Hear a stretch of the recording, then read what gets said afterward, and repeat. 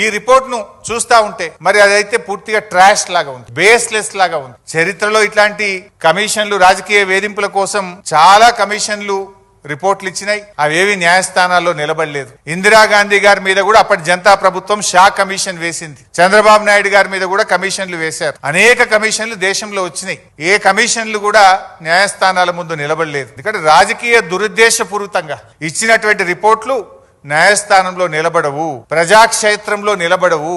ఎప్పటికైనా ధర్మమే గెలుస్తుంది, సత్యమే నిలబడుతుంది. అంతే తప్ప ఈ రాజకీయ దురుద్దేశంతో ఇచ్చేటువంటి రిపోర్ట్లు ఎప్పుడు కూడా నిలబడవు. ముఖ్యంగా రేవంత్ రెడ్డి గారి ప్రభుత్వం మనకు తెలుసు, మీకు తెలియదేముంది, కమిషన్ల పేరిట, కేసుల పేరిట రేవంత్ రెడ్డి గారు రెగ్యులర్ గా వరుస ధారావాహికలు ఒకటి తర్వాత ఒకటి, ఎలక్ట్రిసిటీ కమిషన్ అంటాడు, కాళేశ్వరం కమిషన్ అంటాడు, లేకపోతే గొర్రెల స్కామ్ అంటాడు, లేకపోతే ఈ కార్ రేసింగ్ అంటాడు, ఏదో ఒకటి పెట్టి తన వైఫల్యాలను కప్పిపుచ్చుకునే ప్రయత్నం.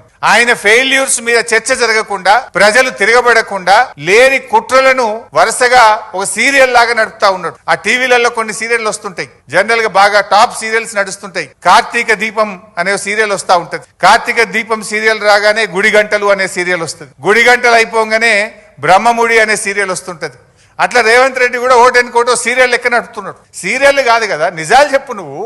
ఇవి మొత్తంగా చూస్తే రైతుల ప్రయోజనాలు ఫనంగా పెట్టి కేవలం కేసీఆర్ గారిని వ్యక్తిగతంగా ఆయనను ఇబ్బంది పెట్టాలి, కేసీఆర్ గారిని హింసించాలనేటువంటి ధోరణే తప్ప రైతులకు న్యాయం చేయాలనో ప్రజలకు మేలు చేయాలనేటువంటి చిత్తశుద్ధి ఈ ప్రభుత్వానికి లేకపోయింది. ఎందుకంటే మనం స్పష్టంగా అర్థమవుతుంది, ఇవాళ కాళేశ్వరం ద్వారా నీళ్లు ఇచ్చే అవకాశం ఉంది. రాష్ట్రంలో వర్షాలు పడక కరువు పరిస్థితులు ఉన్నాయి, పంటలు ఎండిపోతా ఉన్నాయి. నిన్న మా బీఆర్ఎస్ నాయకులు కన్నెపల్లి పంప్ హౌస్ మోటార్లు ఆన్ చేయండి అని అక్కడికి వెళ్లారు.